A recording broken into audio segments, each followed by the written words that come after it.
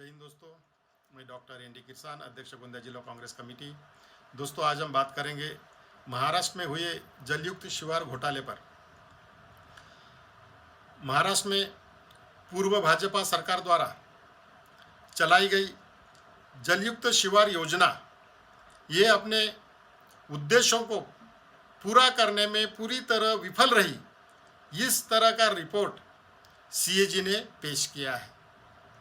अभी महाराष्ट्र विधिमंडल के मानसून सत्र में विधानसभा में पेश की गई इस रिपोर्ट में कहा गया है कि सन 2014 से 2019 तक चलाई गई पूर्व भाजपा सरकार द्वारा जलयुक्त शिवार योजना, इसमें 9,633 करोड़ रुपया खर्च किया गया। लेकिन इस योजना में पारदर्शिता का अभाव रहा है और इस योजना के अंतर्गत जो नालियों के बांधकाम करने थे, जो झरने की चौड़ाई और गहराई करनी थी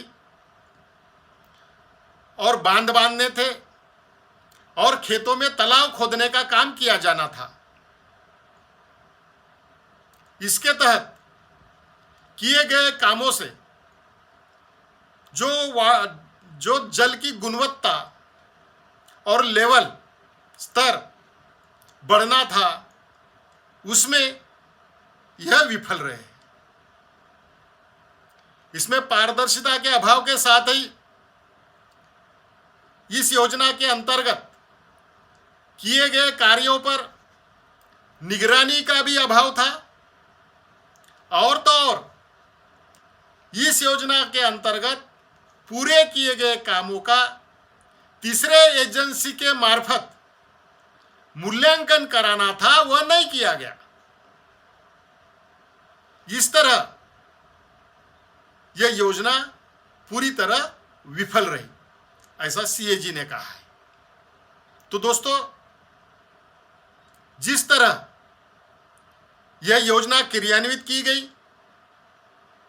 करीब करीब 10,000 करोड़ रुपया खर्चा किया गया। इस योजना में पारदर्शिता का अभाव पाया गया।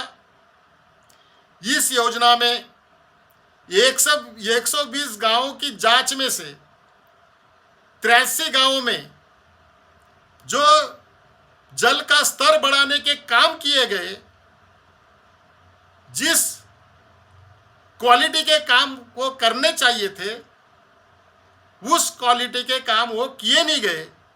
इसलिए जो वाटर लेवल बढ़ना था, वो वाटर लेवल बढ़ा नहीं।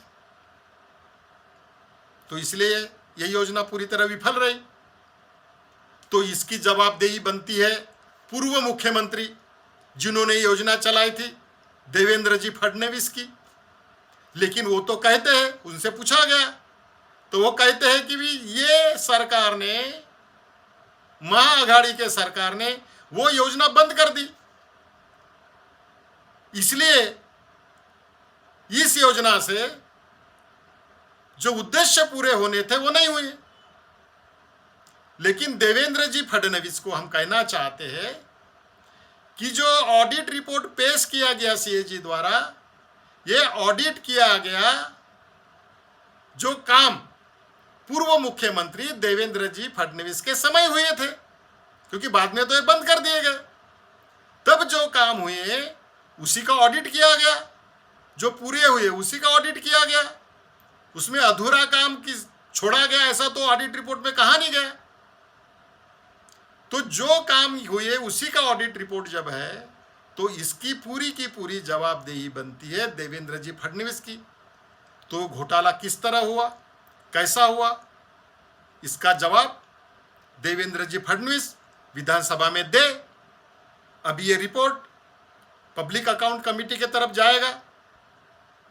जब देवेंद्र जी फडणवीस को इसका जवाब देना पड़ेगा और उनको मान्य करना पड़ेगा कि भारतीय जनता पार्टी के सरकार में भी घोटाले होते आए और घोटाले हुए। धन्यवाद।